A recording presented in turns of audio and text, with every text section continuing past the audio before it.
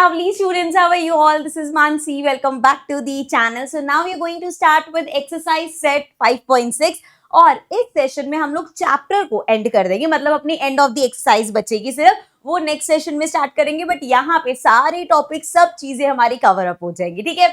So start करते हैं exercise set 5.6। पहला क्वेश्चन है, in a circle with centre O the central angle AOB is 60 degree. तो पहले एक सुंदर सा सर्कल बना लेते हैं। सो लेट्स सी, अब यहाँ पे बोला है ये सर्कल है और इस सर्कल का जो सेंटर है वो है सेंटर O, और सेंटर O पे एंगल बन रहा है एंगल AOB। और कैसे बन रहा है, जैसे यहाँ पे मैंने ले लिया A पॉइंट एंड यहाँ पे ले लिया B पॉइंट, ठीक है। अब जरा AOB को ज्वाइन करके देखते हैं। तो यहाँ से हमने लिया A से O ज्वाइन किया, देन B से O ज्वाइन किया, और ये जो सेंटर पे एंगल बन रहा है ये हमारा कितना है, 60 डिग्री का है। अब निकालना क्या है, if the radius of the circle is 12 centimetre. आप O से लेके B तक रेडियस है, O से लेके A तक भी रेडियस है, सो ये हमें 12 सेंटीमीटर दे रखा है। हमें क्या निकालना है, find the length of chord AB। So ये जो हमारी कॉर्ड A और B को ज्वाइन करेंगे, कॉर्ड बन गई, इस कॉर्ड की हमें लेंथ बतानी है। कैसे बताएंगे, देखो इस ट्राइंगल को इस तरीके से, यहाँ पे देखो इस तरीके से ये ट्राइंगल बन रहा है, ट्राइंगल AOB इस तरीके से।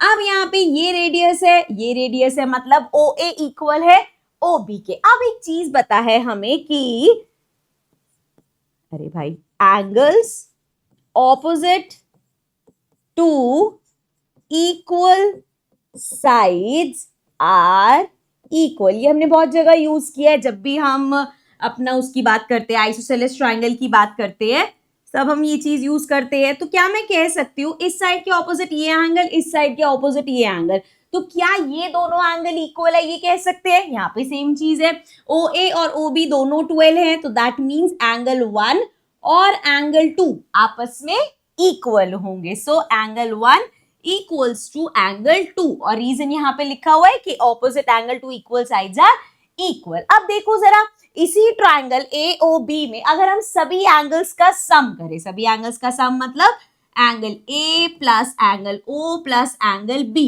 तो भैया कितना होगा, 180 डिग्री होगा। एंगल सम प्रॉपर्टी पता है भाई, कोई भी ट्राइंगल है उसके सभी एंगल्स को प्लस करो, 180 डिग्री आता है।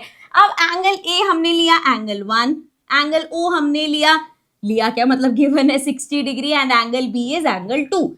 सो ये हमारा हो जाएगा एंगल 1 और एंगल 2 तो बराबर है, तो मैं इसको लिख सकती हूँ ट्वाइस ऑफ एंगल 1 या ट्वाइस ऑफ एंगल 2 लिख लेना, एक ही बात है।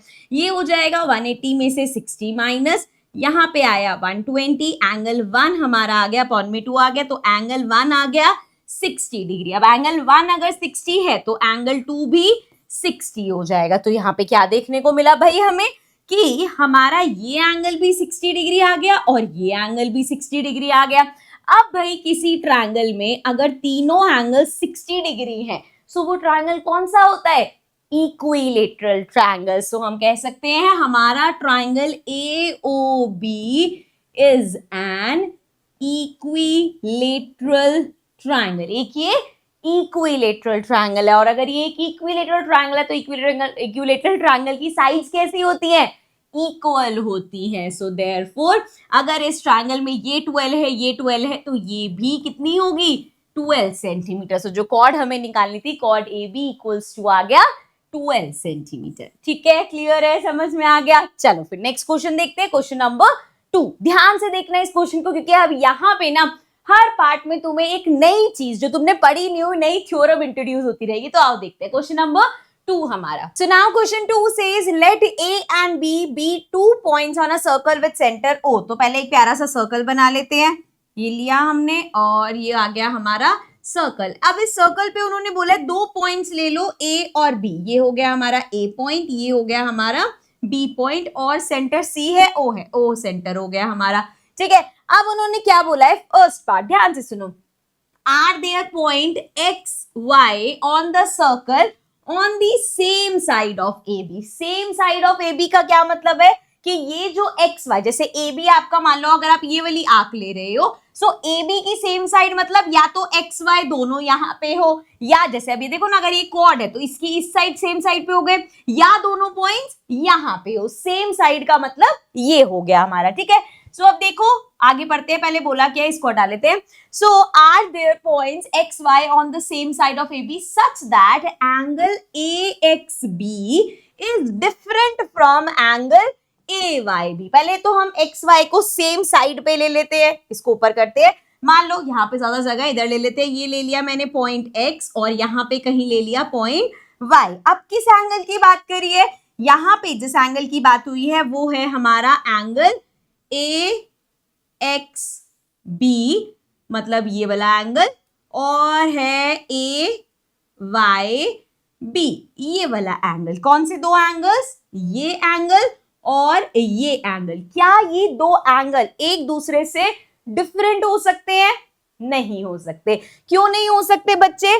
क्योंकि हमें पता है जब भी कोई आर्क, जैसे यहाँ पे आर्क ए बी है, जब भी जो आर्क होती है वो जब यहाँ पे एंगल्स बनाती है, वो एंगल्स हमेशा इक्वल होते हैं, जिसको हम सिंपल लाइन में कह सकते हैं angle in same segment are equal. जैसे अगर ये हमारी कॉर्ड ए बी है तो एक सेगमेंट ये हो गया, एक सेगमेंट ये हो गया. अब ये दोनों एंगल्स कहाँ है, इस वाले सेगमेंट में है, तो हम कहेंगे कि भैया ये दोनों एंगल्स हमेशा क्या होंगे, इक्वल होंगे, क्योंकि ये सब हम अपनी थ्योरम में पढ़ के आए हैं. तो पहला पार्ट हो गया दे विल बी इक्वल. भाई हमारे ये दोनों एंगल्स इक्वल होंगे. सेकेंड पार्ट देखो, is it true that if A X B equal है ए वाई बी. क्या वो कह रहे हैं अगर ए एक्स बी इक्वल है ए वाई बी के, then X and Y lie on the same side of circle. अब पढ़ते ही हमें लगेगा सही बात है. अगर ऐसा होता कि भैया ये रहा, ठीक है, ये ए है, ये बी है, एक एक्स यहाँ पे है, एक हमारा वाई यहाँ पे है, एक ये एंगल बन रहा है, एक ये एंगल बन रहा है, तब तो ये इक्वल हो. जरूरी नहीं है सेम सेगमेंट में हो तभी इक्वल हो गया. अब यहाँ पे इन्होंने क्या बोला कि अगर वो दोनों इक्वल है तो भैया वो सेम साइड पे होंगे तभी इक्वल है. हमें लगेगा हाँ भाई सेम साइड पे है इसीलिए तो इक्वल है. लेकिन यहाँ पे एक एक्सेप्शन है. और अब एक्सेप्शन क्या है, अगर सर्कल बनाते हैं पहले तो फिर से. अगर ऐसा होता है कि सर्कल में जो हमारा ए और बी पॉइंट है, जो हमारा ए और बी पॉइंट है वो डायामीटर है, मतलब वो सेंटर से पास हो रहा है. ए बी क्या हो गया, ए बी हमारा डायामीटर हो गया. अब आपको याद होगा हमने एक चीज पढ़ी थी कि जो डायामीटर, जो मतलब जो कॉर्ड, जो लॉन्गेस्ट कॉर्ड हमारी जो डायामीटर वाली है, वो जब भी एंगल बनाती है कहीं पे भी तो वो कितना बनाती है, 90 डिग्री का बनाती है कि नहीं. तो अगर मान लो x यहाँ पे है और y यहाँ पे है, भाई ये भी 90 होगा, ये भी 90 होगा, क्योंकि ए बी क्या है, डायामीटर है. अब यहाँ पे कहीं पे भी ए बी कहाँ पे है ये तो हमें नहीं दे रखा था, ये तो हमने अपनी मर्जी से लिए. वैसे तो ये चीज सही है कि अगर दोनों एंगल इक्वल है वो तभी पॉसिबल है जब वो सेम सेगमेंट में होंगे या ए बी की सेम साइड पे होंगे. लेकिन देयर इज वन एक्सेप्शन, अगर ए बी हमारा डायामीटर है तो जहां पे भी वो एंगल बनाएगा वो 90 डिग्री का एंगल बनाएगा. अब वो चाहे इस साइड पे, अब यहाँ पे तो दोनों एक्स वाई क्या है, ए बी की ऑपोजिट साइड पे है, सेम साइड पे तो नहीं है, लेकिन फिर भी ये भी 90 डिग्री, ये भी 90 डिग्री. ये एक्सेप्शन सिर्फ और सिर्फ तब पॉसिबल है जब ए बी डायामीटर होगा. क्या ये चीज समझ में आ गई? तो इसी के साथ हमारा पार्ट 1 और 2 हो गया. थर्ड पार्ट देखते हैं, थर्ड पार्ट को यहाँ ले लेते हैं. थर्ड पार्ट हमारा क्या कह रहा है, देखो जरा. If A X B equals to A Y B and X and Y do not lie on the circle. अब यहाँ पे इन्होंने चीज ही चेंज कर दी. क्या बोल दिया उन्होंने कि ये लो तुम्हारा सर्कल, एंड यहाँ पे ले लिया हमने मान लो ए, इधर ले लिया हमने बी, ये हो, अरे सेंटर नहीं लग रहा, रुको जरा, ये हो गया हमारा सेंटर. अब उन्होंने बोला कि एंगल ए एक्स बी और ए वाई बी बराबर है, लेकिन ये जो एक्स और वाई है ये सर्कल पे लाई नहीं कर रहा. मतलब इस तरीके से मान लो कहीं पे एंगल एक्स बन रहा है, ठीक है, एक्स पॉइंट सर्कल पे लाई नहीं कर रहा. इस तरीके से कहीं पॉइंट वाई होगा जो कि अगेन सर्कल पे लाई नहीं कर रहा. ठीक है, अब हमने एक्स और वाई ऐसे लिए कि वो सर्कल पे लाई नहीं करे. Now does the circle through A, B and X also pass through Y? अब वो बोल रहे हैं अगर कोई ऐसा सर्कल बनता है, अगर कोई ऐसा सर्कल बनता है जो कि AX मतलब AB और X से पास हो रहा है, तो क्या बच्चे वो सर्कल जब आप कंप्लीट करोगे तो वो Y से भी पास होगा। अब ये चीज कैसे पता चलेगी, ये समझ में आ गया कि जो सर्कल बन रहा है ना, ये AB और X से पास होते हुए जा रहा है। हमें ये बताना है कि क्या ये सर्कल जब पूरा सर्कल कंप्लीट होगा तो क्या Y पॉइंट जो है वो भी इस सर्कल पे लाई करेगा या नहीं। पुराने वाले सर्कल पे नहीं, एक नया सर्कल जो A, B और X को क्रॉस कर रहा है, क्या उस सर्कल पे Y पॉइंट होगा या नहीं। अब इसको समझने के लिए ना हमें एक थ्योरम समझनी पड़ेगी जो कि है हमारी थ्योरम 10। देखो थ्योरम 10 क्या कहती है, if a line segment AB, अगर एक लाइन सेगमेंट है AB joining point AB subtend equal angles at two other points, C पे ये एक एंगल बना रहा है और D पे ये एंगल बना रहा है, दो अलग एंगल्स, दो मतलब यहाँ पे अलग पॉइंट्स पे इक्वल एंगल बन रहे हैं, तो the same side of AB पे then the 4 points lie on a circle। क्या सीधी सी बात बोली,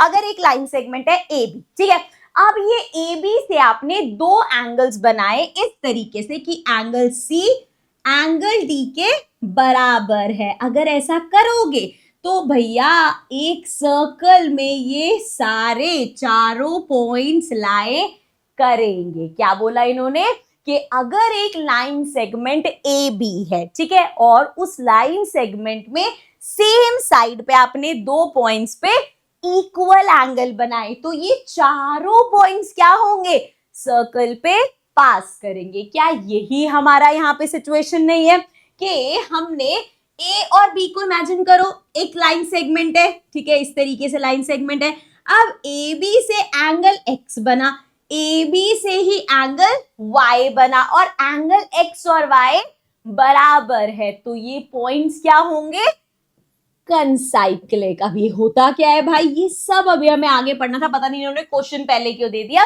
जब जो भी, जैसे अगर एक सर्कल है, ठीक है, इस सर्कल पे यहाँ पे अलग अलग ये सारे पॉइंट्स है, तो अगर ये सारे पॉइंट्स एक ही सर्कल पे लाई करते हैं तो इनको हम कंसाइक्लिक बोलते हैं। क्या इतना समझ में आ गया। So therefore using that theorem we can say, since हमारा एंगल X जो है इक्वल है एंगल Y के, एंड बोथ दी एंगल्स, दोनों एंगल्स ही हमारे are subtended from AB, and एक तो AB से सस्पेंड हुए हैं एंड साथ में they are on the same side of AB, AB की सेम साइड पर भी हैं।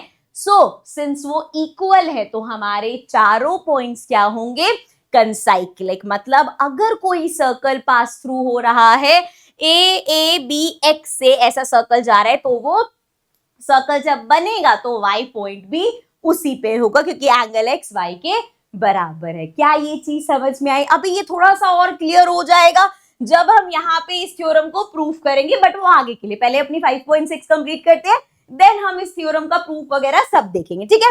अभी के लिए फिर से एक बार फटाफट समझा देती हूँ क्या कह रहे हैं कि अगर एक लाइन सेगमेंट है AB, ठीक है, अभी सर्कल की बात नहीं हो रही, एक लाइन सेगमेंट है AB से आपने एक एंगल बनाया, एंगल X, ठीक है, AB से ही आपने एक और सेम साइड पे एंगल बनाया, एंगल Y। अब क्योंकि ये एंगल AB से बने हैं, AB की सेम साइड पे बने हैं और बराबर है, तो जब आप एक सर्कल बनाओगे तो वो सर्कल ऐसा बनेगा जो पॉइंट ABXY चारों पॉइंट्स उस पे लाई करेंगे। ये हमारी थ्योरम है और यही हमने यूज करके यहाँ पे प्रूफ किया कि अगर कोई सर्कल बनेगा जो कि A, B और X को पास कर रहा है, क्योंकि एंगल X एंगल Y के बराबर है, दोनों एंगल AB से बने हैं, दोनों एंगल AB की सेम साइड पे है, तो Y भी उस सर्कल पे लाई करेगी जो सर्कल ABX से गुजर रहा है। क्या ये चीज समझ में आ गई। बाकी प्रूफ अभी हम थ्योरम का देखेंगे, बट उससे पहले एक क्वेश्चन बचा एक्सरसाइज सेट 5.6 का, वो देख लेते हैं।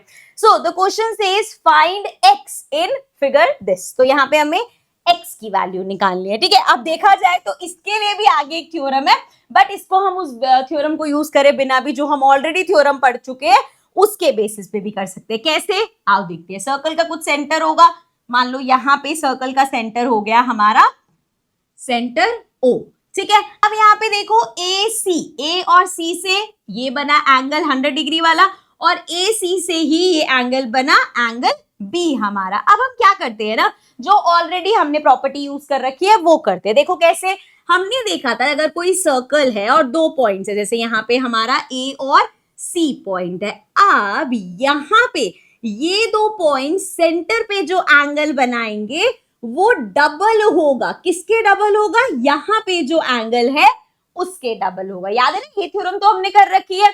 सो दैट मीन्स ऐसे यहाँ पे अगर एंगल x बन रहा है तो AC इधर जो एंगल बनाएगा ये एंगल कितना होगा, इसका डबल, मतलब ये कितना होगा 2x होगा। क्या ये चीज समझ में आई? हमें पता है कि भैया हमारी आंख AC सेंटर पे डबल एंगल बनाती है, बाकी जगह पे जितना भी बनता है उसका, ठीक है, ये क्लियर है।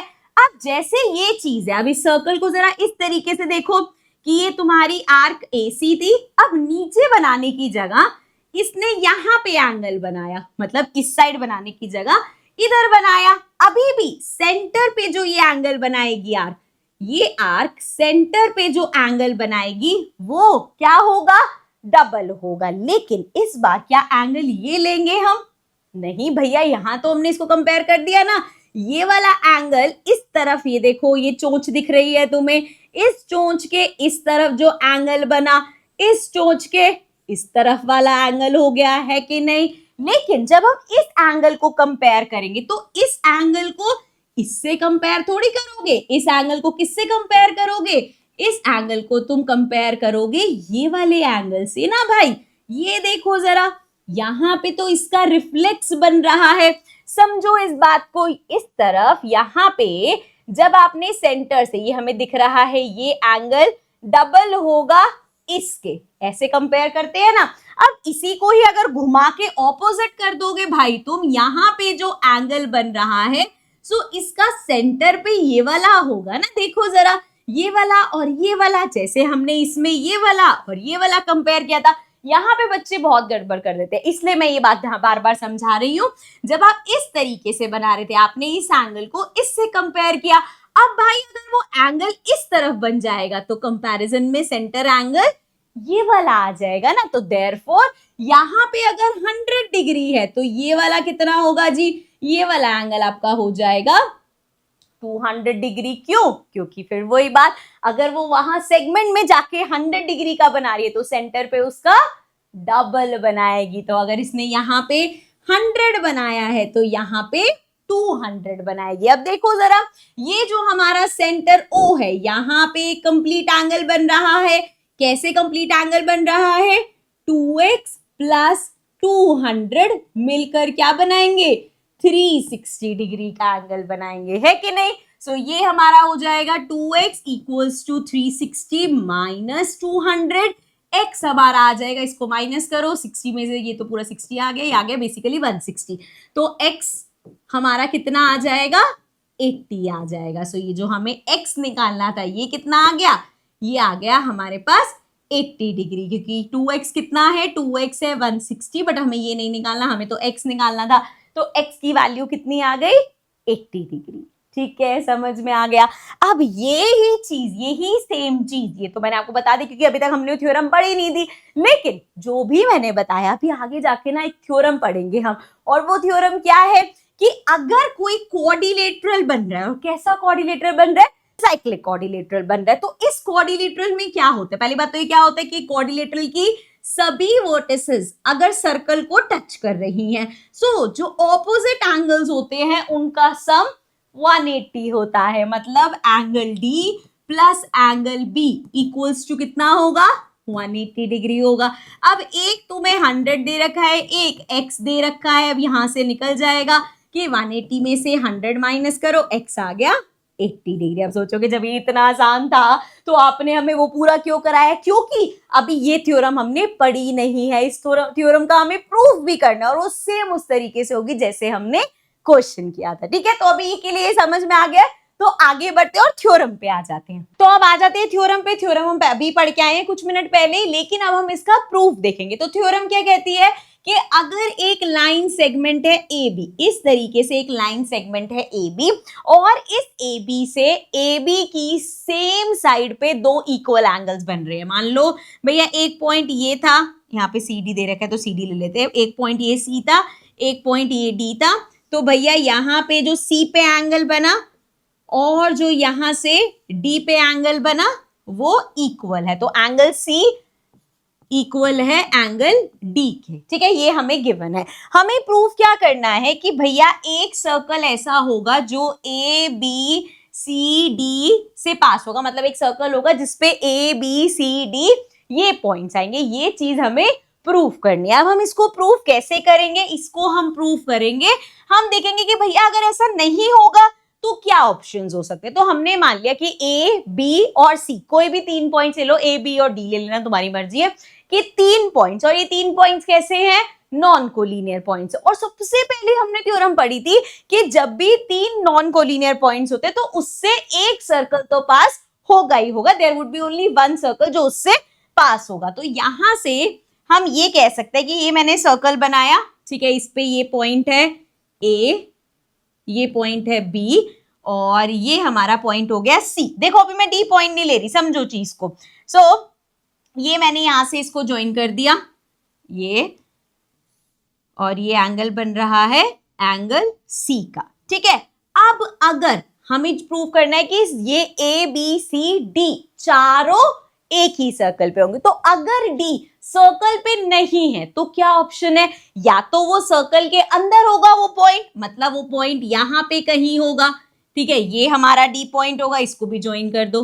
ठीक है, एक ऑप्शन ये है हमारे पास, और दूसरा ऑप्शन क्या है? इसको इधर करते हैं, यहां रख लेते हैं और सर्कल बनाते हैं। फिर से सुंदर सुंदर से, जितनी सुंदर फिगर होगी उतनी सुंदरता से तुम्हें समझ आएगा। सो ये दूसरा ले लिया हमने, और अभी मैं सेम कर रही हूं, ए बी, और यहां पे हमने कहीं ले लिया सी। फटाफट से सारे ज्वाइन कर लेते हैं। ये हो गया हमारा एंगल सी। ठीक है, और अब भैया पहला केस क्या देखा? डी सर्कल के अंदर है। पॉसिबिलिटी हो सकती है कि डी पॉइंट सर्कल के बाहर है। देखो भैया अब एक पॉइंट है, या तो वो सर्कल के अंदर होगा, या सर्कल के ऊपर होगा, या सर्कल के बाहर होगा, यही 3 ऑप्शंस हैं उसके बाद, है ना। सो भैया यहाँ पे हमने दूसरा केस ले लिया कि वो सर्कल के बाहर है। ठीक है, तो हमारे पास यहाँ पे 2 केस आए।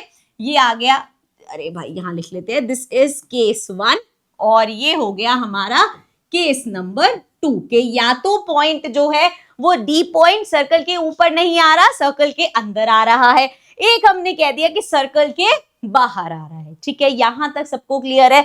अब हम सिर्फ एक छोटी सी अपनी आइडेंटिटी को यूज करेंगे जो हमने एक्सटीरियर एंगल वाली पढ़ी है। कैसे अप्लाई करेंगे वो देखो। अभी पहले हम केस ए देखते हैं। तो देखो जरा, यहाँ पे अगर ये डी है पॉइंट, ठीक है, सर्कल के अंदर, अब क्वेश्चन के हिसाब से हमें पता है एंगल सी बराबर है एंगल डी के, ये हमें क्वेश्चन में गिवन है। ये चीज तो गिवन है ना, ये दोनों केसेस के लिए कि एंगल सी इक्वल है एंगल डी के। ठीक है, अब हम सिर्फ एक टाइम पे एक केस देखते हैं। तो यहाँ पे हम क्या करेंगे इस केस में ना, यहाँ पे इसको थोड़ा सा, एक तो जरा डी पॉइंट, भाई साहब आप थोड़ा सा इधर आ जाइए, आपकी बहुत बहुत शुक्रिया। इसको कर देते हैं थोड़ा सा एक्सटेंड।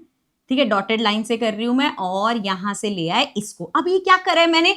अरे भैया आप कह रहे हो ठीक है डी पॉइंट सर्कल के अंदर है, बट ए बी सर्कल में भी तो कोई पॉइंट बना सकता है ना, इसको मैंने ई ले लिया। ठीक है, अब भैया मुझे एक बात बताओ, यहाँ पे एंगल सी और एंगल ई इक्वल नहीं होंगे? एंगल सी इक्वल होगा एंगल ई के। क्यों? क्योंकि ये दोनों एंगल क्या है, ई तो सर्कल के ऊपर है। सो एंगल सी और ई दोनों ही एंगल्स ऑन सेम सेगमेंट। अब ऐसे देखो ना भैया, एक सर्कल बना हुआ है, ए बी हमारी आर्क समझ लो, कॉर्ड समझ लो, सेम सेगमेंट पे वो तो बराबर के एंगल बनाएगी, है कि नहीं। सो एंगल सी इक्वल है एंगल ई के। यहां पे हमने प्रूव किया। इधर था कि एंगल सी एंगल डी के बराबर है, आपने बोला एंगल सी एंगल ई के बराबर है, तो देयरफॉर एंगल डी और ई भी बराबर हो गए। So therefore angle D is also equal to angle E. But अब बट क्या? अब देखो जरा, ये ट्रायंगल पकड़ो, ये जो हमारा ट्राइंगल बन रहा है, मैं बाहर भी बना के दिखा दूंगी, BED, इस तरीके से कुछ हमारा ऐसे एंगल बन रहा है BED, और इस एंगल की बात हो रही है, और दूसरा इस एंगल की बात हो रही है। अभी मैंने बोला कि एंगल E और एंगल D बराबर है, लेकिन एंगल D अगर हम इस ट्राइंगल को देखें, सो एंगल D क्या है, एक्सटीरियर एंगल है, और एक्सटीरियर एंगल तो इक्वल होता है सम ऑफ ऑपोजिट एंगल्स का। सो देयरफॉर क्या एक्सटीरियर एंगल इसके बराबर हो सकता है? नहीं। हमें पता है हमारा एक्सटीरियर एंगल, एंगल जो D है, ये वाला जो एंगल है, ये बड़ा होगा एंगल E से, क्योंकि वो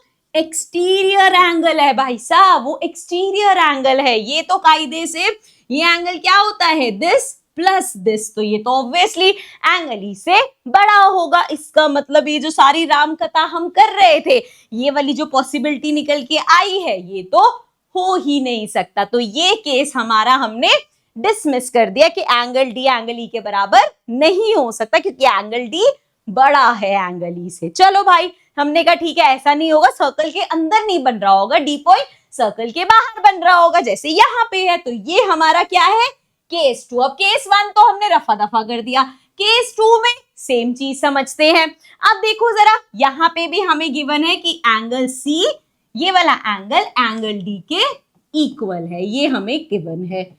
ठीक है भाई, अब सेम चीज भैया ए बी ने जैसे एंगल सी बनाया, वैसे ही ए बी अगर मैं यहां से इधर ले आऊं, और ये भी तो एक एंगल बन रहा है, ये वाला एंगल बन रहा है कि नहीं बन रहा, ये एंगल बन रहा है ना भाई।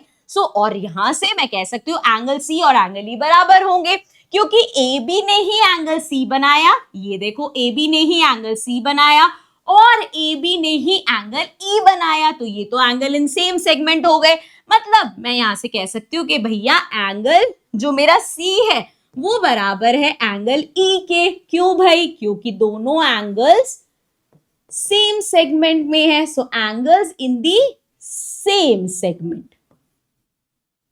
समझ में आ रहा है? ये बस ऐसे ही है, कान इधर से पकड़ो या उधर से पकड़ो। लेकिन भैया हम तो प्रूफ कर रहे हैं ना, हमने कहा ठीक है डी पॉइंट सर्कल पे लाइन नहीं करता, वो सर्कल से बाहर है, पर हमारी थ्योरम के हिसाब से फिर एंगल सी और एंगल ई तो बराबर हुए। अभी आपने बोला एंगल सी डी के बराबर है, फिर आप कह रहे हो एंगल सी ई के बराबर है, तो इसके कंक्लूजन में अगेन हम कह सकते हैं एंगल डी और एंगल ई दोनों इक्वल होंगे। मतलब जितना एंगल डी होगा उतना ही एंगल ई होगा। लेकिन फिर से देखो, यहाँ पे ये बन रहा है हमारा ट्राइंगल इस तरीके से, यहाँ पे बाहर बना दूं मैं, ये बन रहा है इस तरीके से हमारा एक ट्राइंगल BED।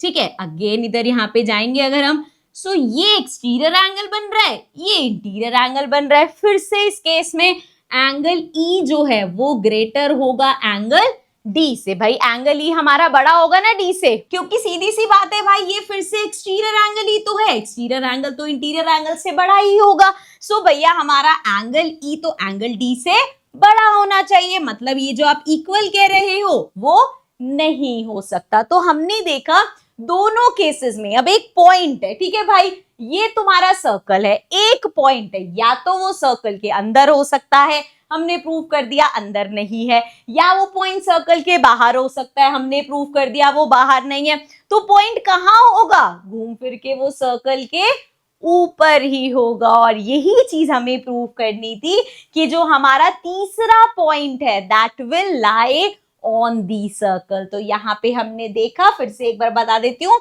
अगर एक लाइन सेगमेंट है ए बी और ए बी से सेम साइड पे दो एंगल्स बन रहे हैं, एक ये एंगल और एक ये एंगल, और ये दोनों एंगल्स ही बराबर है, चाहे सीधी नाम दे देना। सो भैया there would be a circle जो इन चारों पॉइंट से क्रॉस होता हुआ जाएगा। क्या ये बात समझ आ गई? बिल्कुल, इसका प्रूफ भी देख लिया। अब आगे देखो, साइक्लिक कोऑर्डिनेटरल क्या होता है? वैसे तो हमने बता दिया कोऑर्डिनेटरल क्या होता है भैया, एक ऐसी फिगर जिसकी 4 साइड्स होती हैं, 1 2 3 4। मतलब ये नहीं है कि वो बराबर हो जरूरी है, बट 4 साइड्स वाला हमारा कोऑर्डिनेटरल होता है। और वो साइक्लिक कब हो जाता है, जब उसके जो सारे वर्टिसेस हैं वो कहाँ, एक सर्कल के पॉइंट पे हो। मतलब कोई ऐसा सर्कल हो जिसमें ये जो वर्टिसेस है सारे सर्कल के पॉइंट्स है। ज्यादा बेटर बनाना है, ये तुम्हारा सर्कल है, ये हमने यहाँ पे इस तरीके से क्वाड्रिलेटरल बनाया, टक टक टक। सो ये हमारा क्वाड्रिलेटरल ABCD कैसा है? साइक्लिक है। क्यों साइक्लिक है? क्योंकि क्वाड्रिलेटरल के सभी वर्टिसेस जो हैं वो सर्कल के पॉइंट्स है, तो वो क्या हो गया? एक साइक्लिक क्वाड्रिलेटरल हो गया। क्या ये याद रहेगा? ठीक है। ऑल्सो ये सारे पॉइंट्स क्या होते हैं? जो भी पॉइंट सर्कल के, एक सर्कल पे जितने पॉइंट्स हैं हम सबको क्या बोलते हैं? कॉनसाइक्लिक पॉइंट्स। ठीक है, चलो आगे देखते हैं। Theorem number 11, the sum of two opposite angles of a cyclic quadrilateral is 180। तो भैया अगर आपके पास एक सर्कल है और उस सर्कल में बन रहा है क्वाड्रिलेटरल, अब क्वाड्रिलेटरल सर्कल के अंदर बन रहा है, तो वो हो गया हमारा साइक्लिक क्वाड्रिलेटरल। उसकी सभी वर्टिसेस टच कर रही हैं सर्कल पे, मतलब वो सर्कल के पॉइंट्स है। ठीक है भाई, सो ये नेम दे दिया हमने ABCD। अब थ्योरम कहती है कि जब भी एक साइक्लिक क्वाड्रिलेटरल होता है, याद है हमने एक अपना वो किया था, अभी मैं दिखाती हूँ जिसको मैंने पहले पूरा कराया था और फिर आपको बोला था कि अगर थ्योरम पता होगी तो हम सिंपली कह सकते हैं। अब देखो ये जो क्वाड्रिलेटरल है इसके सारे वर्टिसेस सर्कल पे टच हो रहे हैं, सो इसके ऑपोजिट एंगल का सम 180 हो गया। और यहाँ पे भी सेम वही चीज बोली है कि जब भी आपके पास एक साइक्लिक क्वाड्रिलेटरल होगा उसके जो ऑपोजिट एंगल्स हैं उनका सम, मतलब जैसे एंगल A प्लस इसका ऑपोजिट कौन सा है? C, angle A plus angle C 180 degree होगा। इसी तरीके से ये दोनों B और D, angle B plus angle D, ये भी 180 डिग्री होगा। ये हमारी थ्योरम है। अब हमें इस थ्योरम को प्रूव भी करना है। सो यहाँ पे हम कोई भी एक प्रूफ कर लेते हैं, जैसे मान लो हम यहाँ पे B और D को प्रूव कर देते हैं और वाइसा वर्सा करके हो ही जाएगा। अब बहुत ही सिंपल है, अगर आप ध्यान लगा के इधर उधर ध्यान ना दो और ध्यान लगा के यहाँ पे देखो ना, तो तुम्हें बहुत आसानी से समझ आ जाएगा। कैसे इसको प्रूव करेंगे? देखो यहाँ पे हमने ले लिया सेंटर, ठीक है। अब भैया आप अभी हम किस पे कंसंट्रेट कर रहे हैं? B और D पे, ठीक है। तो अब ये जो AC दो पॉइंट्स है, इन्होंने एंगल B बनाया, यही AC सेंटर पे भी कुछ एंगल बनाएंगे, ठीक है। याद आ रहा है अभी हमने किया था, जब भी कोई दो पॉइंट, या हम कह सकते हैं एक आर्क जो भी सेगमेंट में एंगल बना रही है उसका डबल बनाएगी कहां पे? सेंटर पे, ठीक है।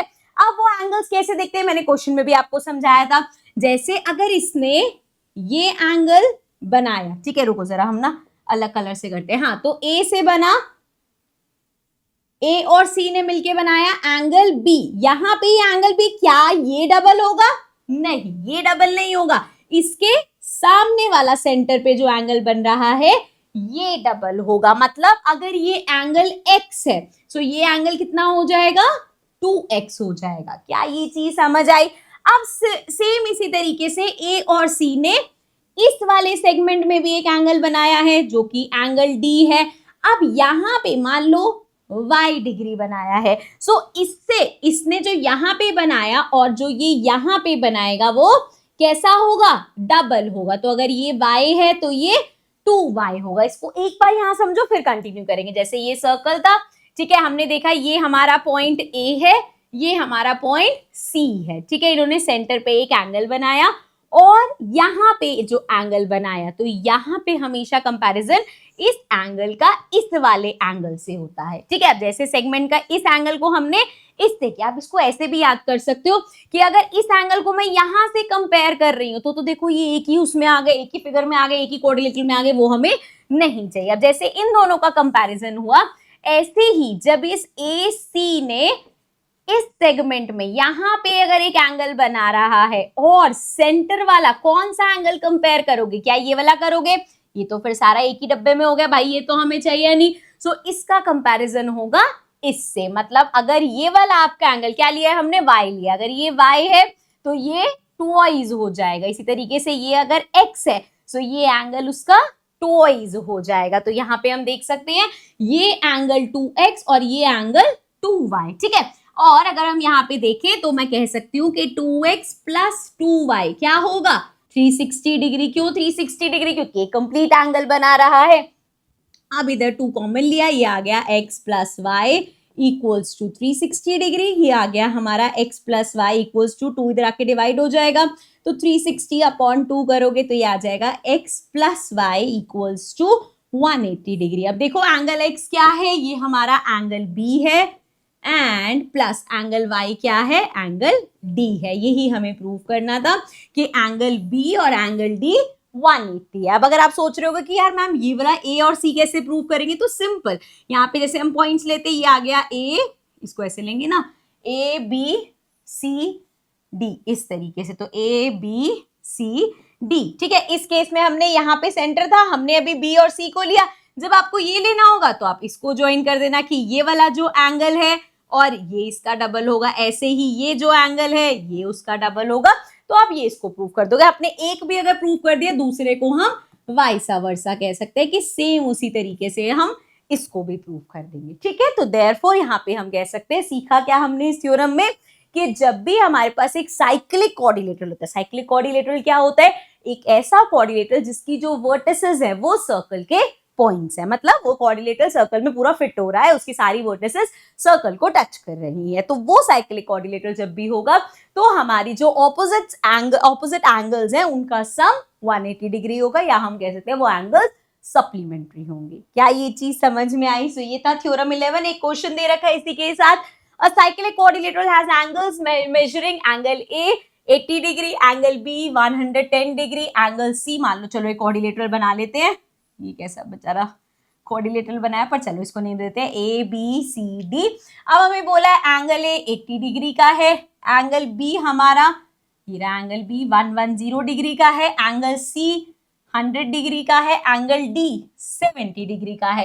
Can such a coordinator be drawn, explain why और वाई। क्या ये कोऑर्डिनेटर हमारा साइक्लिक हो सकता है? साइक्लिक मतलब एक सर्कल ऐसा जो यहाँ पे इस तरीके से पास होगा, ठीक है। देखिए तो बड़ा अजीब सा लग रहा है, बट जज कैसे करेंगे हम, यहाँ पे ऑपोजिट एंगल्स देखेंगे। ये देखो 100 प्लस 80 180 डिग्री हो गया, अगेन 70 प्लस 110 180 डिग्री हो गया, तो हम कहेंगे simply since the sum of opposite angles is 180 degree, therefore this coordinator would be a cyclic coordinator, and yes this is possible। ऐसा cyclic coordinator हो सकता है क्योंकि opposite angles का sum 180 डिग्री है, ठीक है।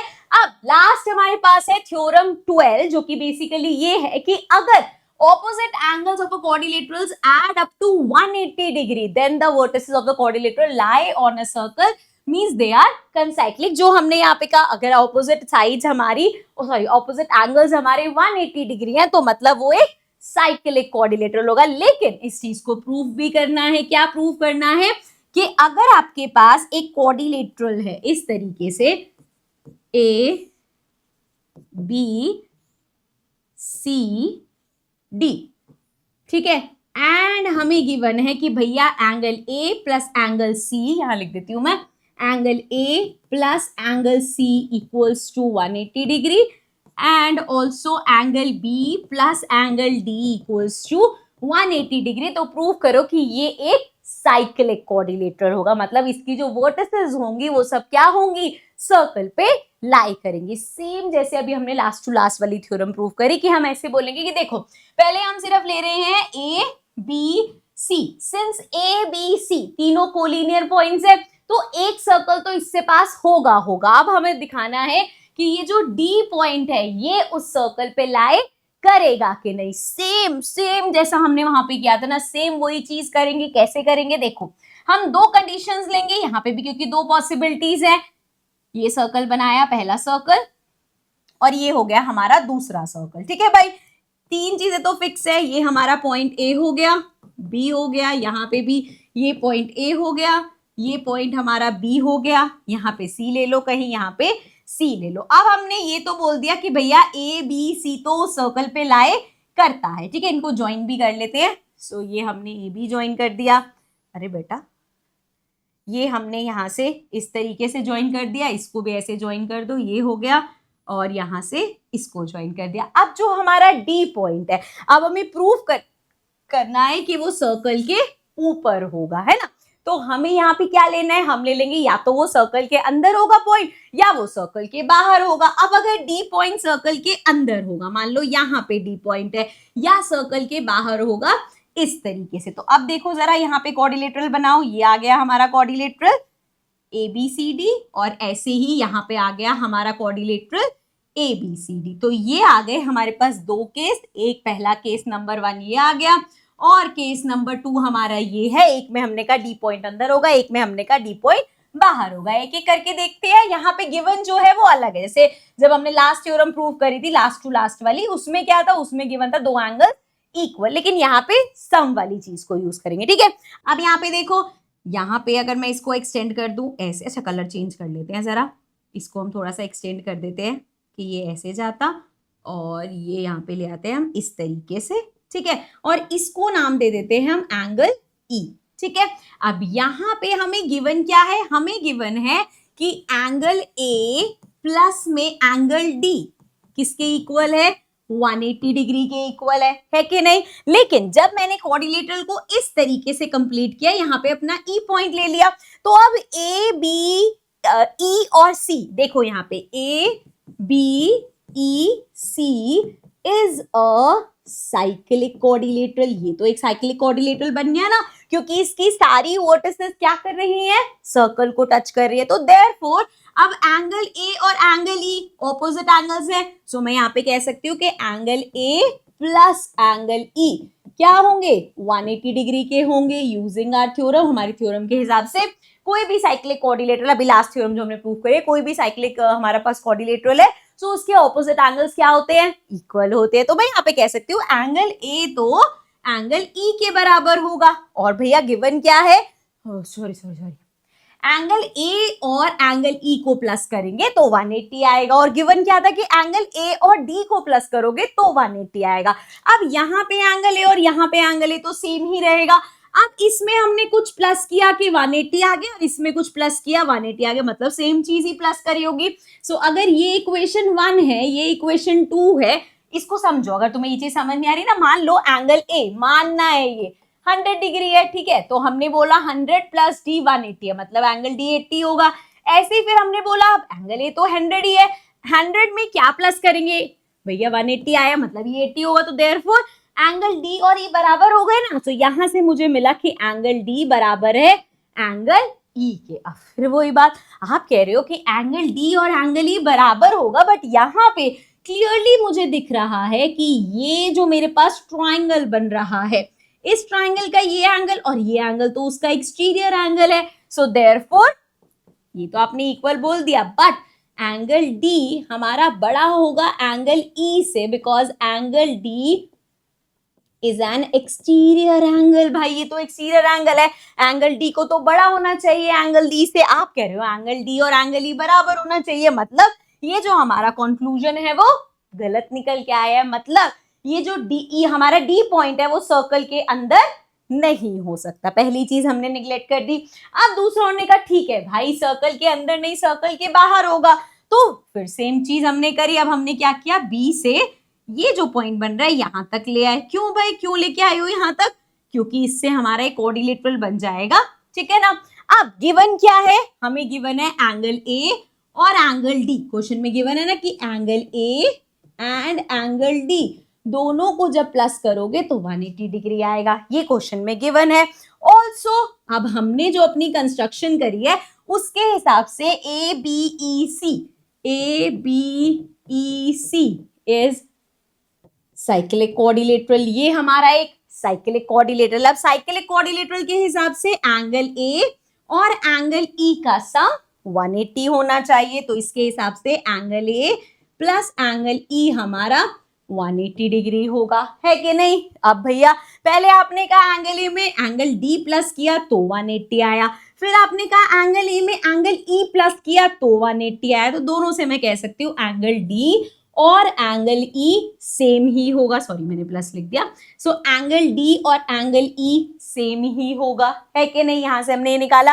लेकिन फिर से भैया अब इसको देखो जरा, ये जो आपका ट्राइंगल बन रहा है, एक एंगल ये है, एक एंगल ये है, ये एक्सटीरियर एंगल है, बट हम लिखेंगे लेकिन एंगल ई जो है वो तो बड़ा है एंगल डी से। क्योंकि क्यों बड़ा है, क्योंकि वो एक्सटीरियर एंगल है। ये तो एक एक्सटीरियर एंगल है, ये तो बड़ा है। अब भैया अगर ये आप कह रहे हो बड़ा है तो वो इक्वल नहीं हो सकता, मतलब ये जो केस हमने लिया ये भी गलत है। मतलब डी पॉइंट ना तो सर्कल के अंदर है ना सर्कल के बाहर है, तो क्या बचा? That means if D point is neither on neither inside the circle nor outside the circle, therefore it is on the circle। और यही हमें प्रूव करना था कि अगर हमारा ए बी सी सर्कल पे है तो उसी सर्कल पे पॉइंट डी भी होगा। तो यहां से हमने प्रूव कर दिया कि अगर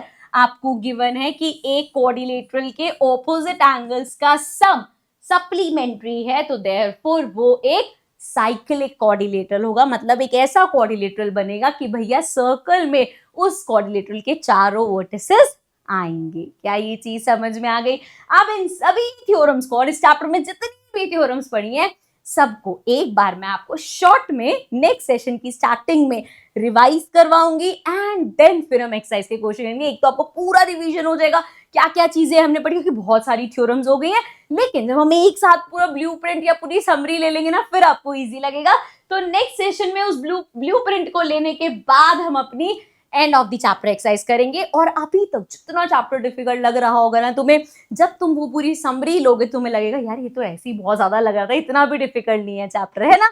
सो समरी के लिए रेडी रहना, बहुत इंपॉर्टेंट सेशन होने वाला है। नेक्स्ट सेशन में चैप्टर की दूंगी मैं आपको समरी, फिर हम स्टार्ट करेंगे अपनी end of the chapter exercises. So I see you in the next video. Bye for now.